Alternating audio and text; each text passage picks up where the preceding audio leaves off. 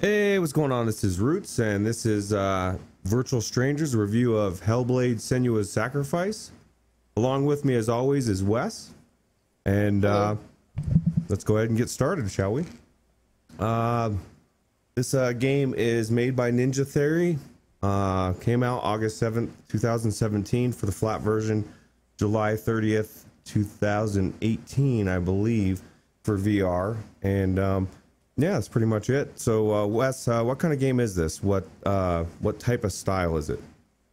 Well, it's I would call it an adventure game at its roots. It's a kind of a hack and slash style third person adventure game, but the main focus of the game is the storytelling.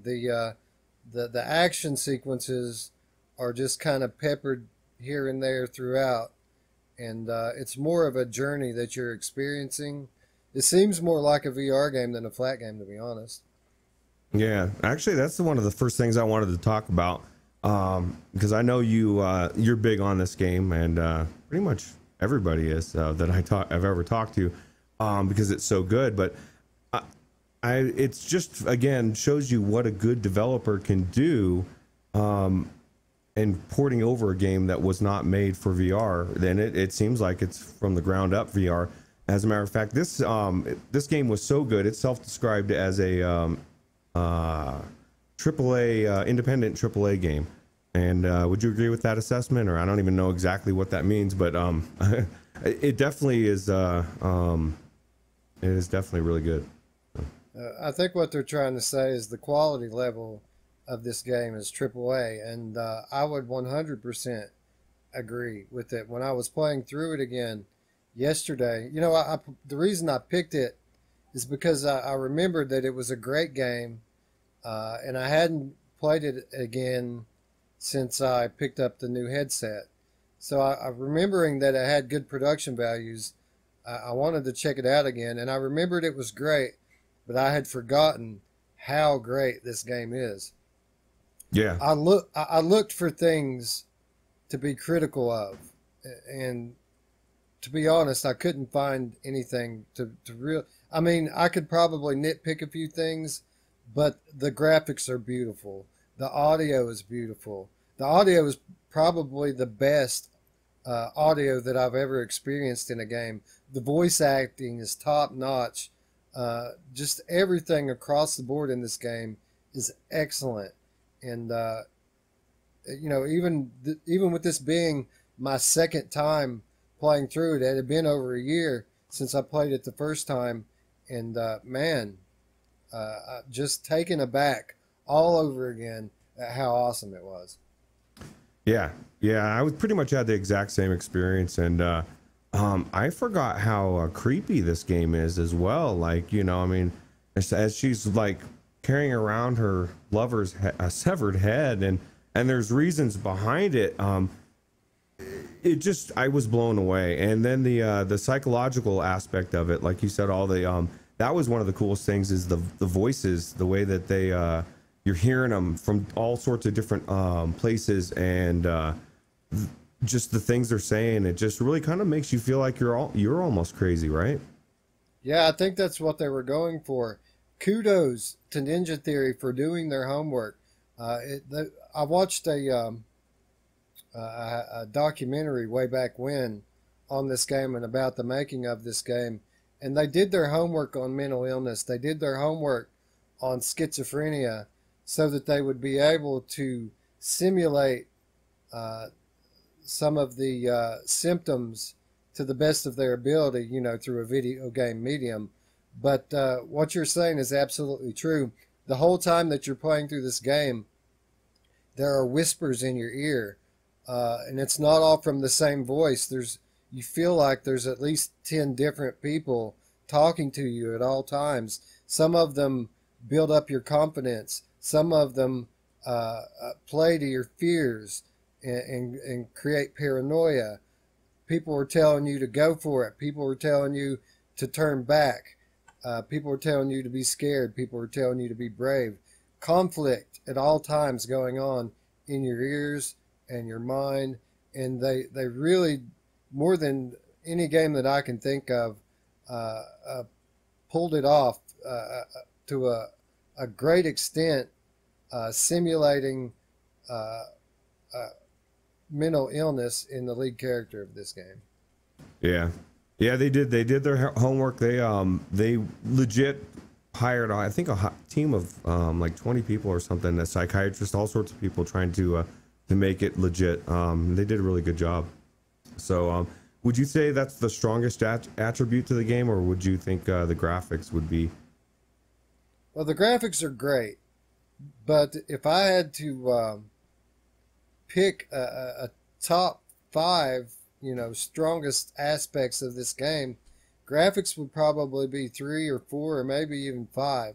Wow. Because the audio, like I said, is top notch. It's probably the best audio that I've ever experienced in a game. And by the way, if you're going to play this game, for example, I spoke to a guy at work the other day who just picked up a PSVR used, and he told me that he had been playing with television sound.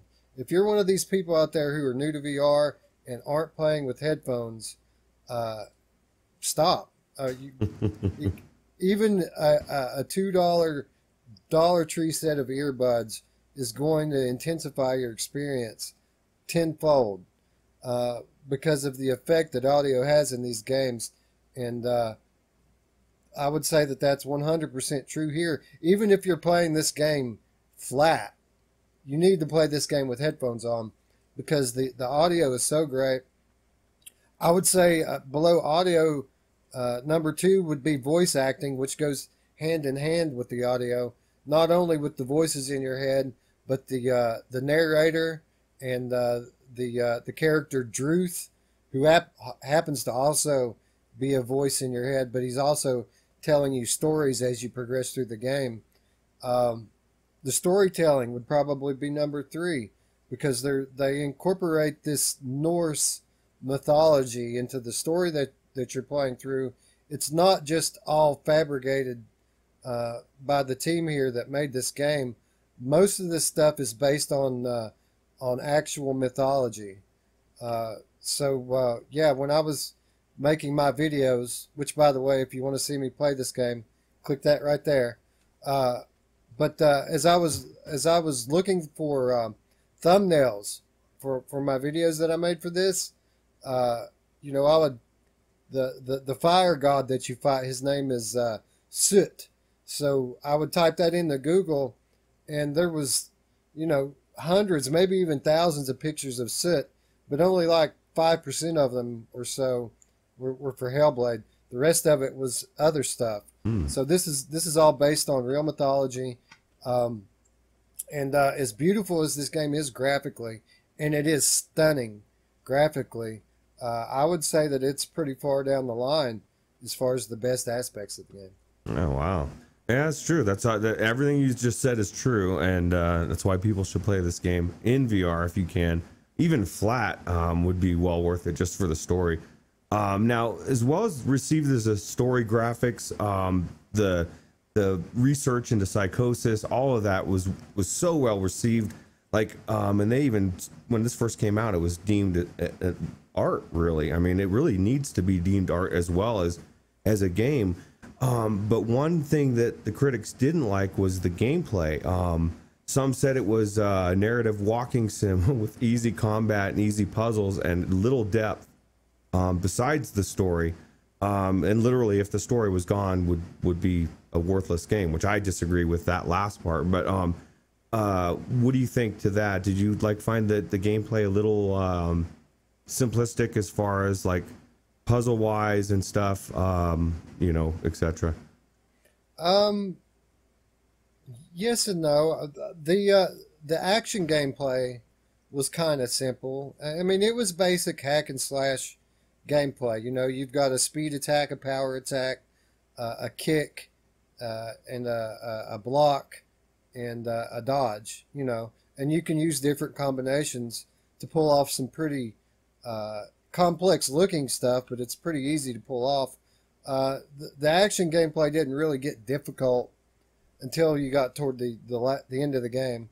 That said, the puzzles, some of them were easy, some of them were hard, but the concepts behind the puzzles were so unique.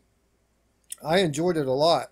And for the most part, the way it works is you're walking through this game, you come to a gate, there are some runes inscribed on the gate. You have a focus button. You focus on the runes and you remember them. And you have to find these runes somewhere hidden in the natural world. It may be a shadow on the ground. It may be the way trees cross with one another. Some of them I found were easy to find. Others were hard to find. And that aspect of it, you know, that's probably 75% of the puzzles in the game was just this one mechanic. And while a lot of them even were easy, I still enjoyed it because it was so different from anything that I'd done before. Now that said, when you get into the Valravn stage, the God of Illusion, that was awesome. I mean, the way this thing works is everything in this level is an illusion. You're actually going to kill the God of Illusion, so your eyes are playing tricks on you, and you had to find gateways to walk through to see what was actually true and what from what was actually false. That was a little bit more difficult, a little more complex, and I wouldn't say that that's easy at all. And furthermore, as you get later on in the game, and this was something that I found really awesome, there was a stage that took place in a cave, and it was pretty much complete darkness, and you had to find your way through the cave by feeling for the wind and listening. So you turn your head, and the 3D audio gives you some clues to where the opening of the cave is at, because you can hear the wind blowing. And then you stick your hands out in front of you to feel for the wind, and when you get it in the right direction, the haptic feedback starts on the controllers. So you use that to tell you which direction to walk into. Again, totally unique from anything that I've ever played before. And while it may not have been the most difficult thing in the world, I could see why maybe a flat gamer wouldn't be very impressed with it. But in VR, it was so immersive, and it was absolutely a joy, in my opinion. That's just what I was just thinking. If they were in VR and they felt the haptics and they were looking at the world, it might be a little bit different. But even this, like this boss, is this a boss here that you were fighting? This is your footage, right? Oh no, this is the first enemy in the game that you come to. These are just the normal dudes. Wow, he's cool looking. Yeah, very awesome. Everything, man. The graphics, sound, voice acting, puzzles. You know, this is the action gameplay, and it's probably the weakest point of the game. But look at it. I mean, does it look that simplistic? Not really. It looks pretty damn cool. So let's talk about the experimental things that you can do with this game. Did you? I know I'm sure you've messed with it before. Did you mess with it again this time, or did you just to check out the scale and stuff, and explain what exactly you can do? Okay, so what Ruuts is talking about here is experimental points of view. You know, you play this game in a third person that follows the lead character, but it doesn't feel like that often because you're on the character's level. You pretty much are taking in everything from the character's point of view. But there are experimental modes that you can access through the VR menu that let you change the scale. One of them is called Giant Mode, which makes the world and the characters and everything around you gigantic. Well, I mean, that's a bit of an exaggeration. I didn't find the Giant Mode to be that much of a difference from the regular mode. Everything's a little bit bigger, and that was pretty cool. But what really was an awesome thing was the tabletop mode. And what this does is it miniaturizes everything down to the scale of a game like Moss. So these big, vast scenes that you're in, if you really want to take it all in, all you got to do is flip over to the menu, put it on tabletop mode, and everything shrinks. In the same way that you like to check out every little nook and cranny and moss. I found myself doing that in this game the first time that I played through it.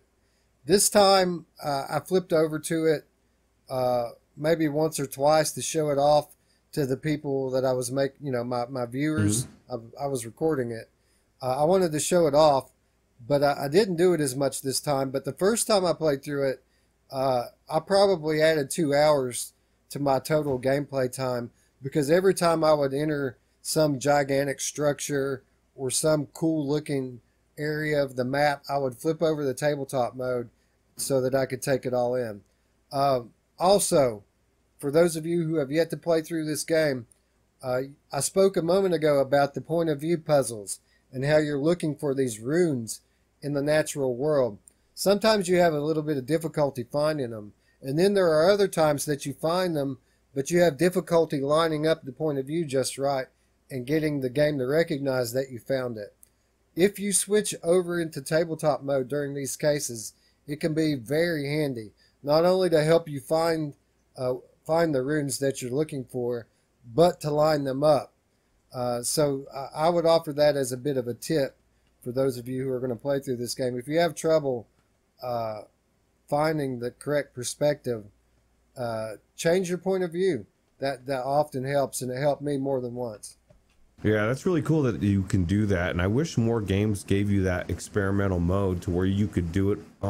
Imagine if that was a staple in VR, and you could shrink every game down, and I mean, it's so cool to look at everything really small. I like it. Yeah, that would be incredible. Yeah. So yeah, I guess I see what you're saying. I mean, I don't even think that the weak points are weak points, but the critics had to bitch about something, and it was, this was in 2017 that I'm talking about, and so it was all flat gamers. VR didn't exist. I would be interested in hearing just one of those critics going back in with a Rift S or a Valve Index and playing this game, and then coming back to Virtual Strangers and then getting in our face and telling us, about our favorite game here. Yeah, I get it. Most of those guys were probably not even playing with headphones on. And as you know, this game in particular, that's half of your experience out the window. So if you're playing this on a flat panel monitor or television, you could probably still enjoy it, but headphones are an absolute must here. And I would imagine most of the people that gave this a critical review weren't wearing headphones.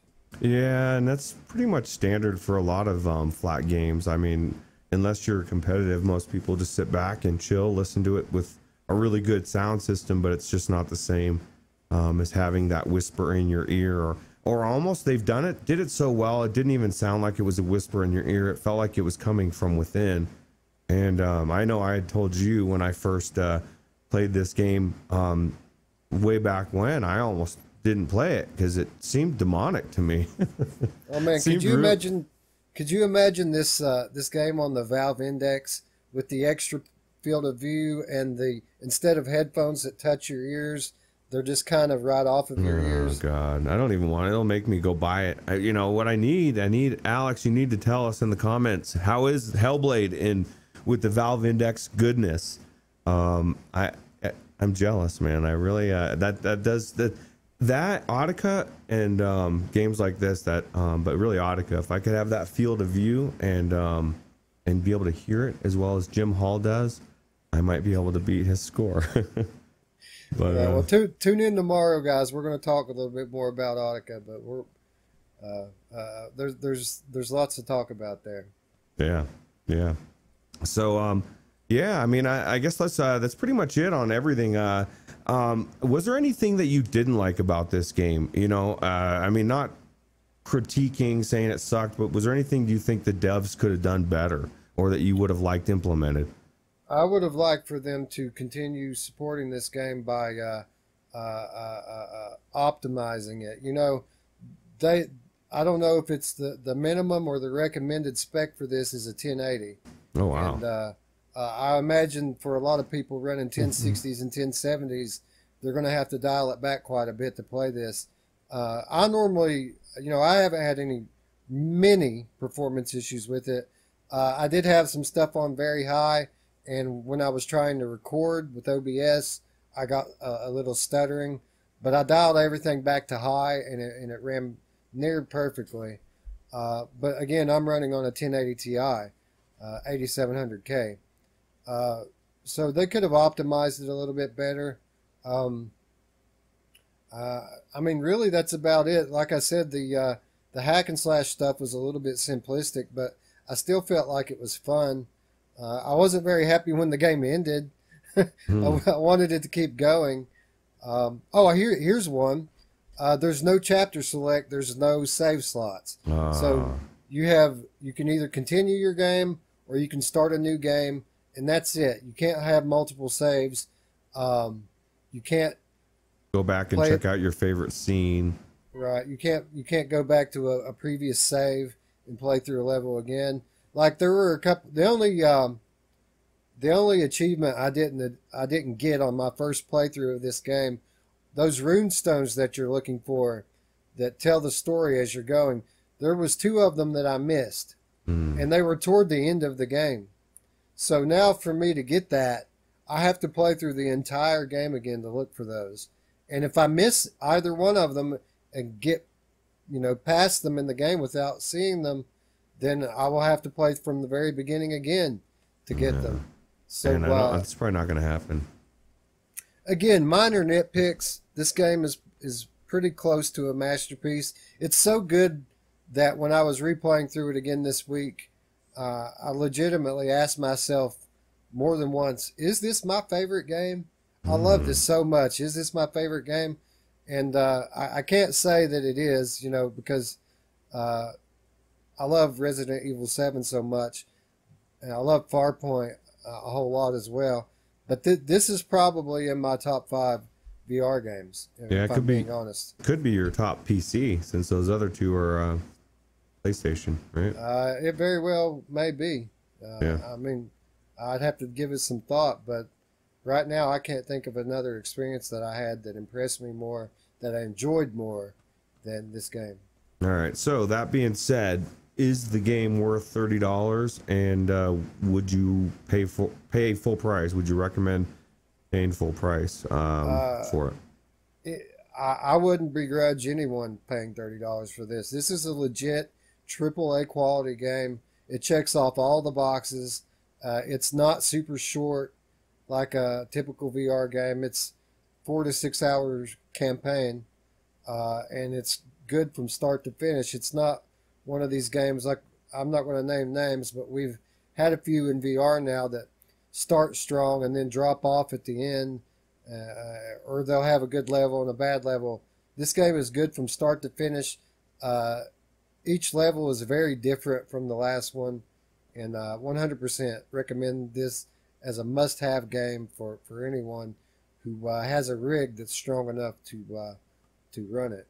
Yeah, I did. I ran it on the 1070 before, last time, and then 2080 this time, and it I probably did have to dial it back a bit, but we're just not super sample at all. But it was still gorgeous, but it wasn't nearly what I experienced this time, and of course it was on a different Rift.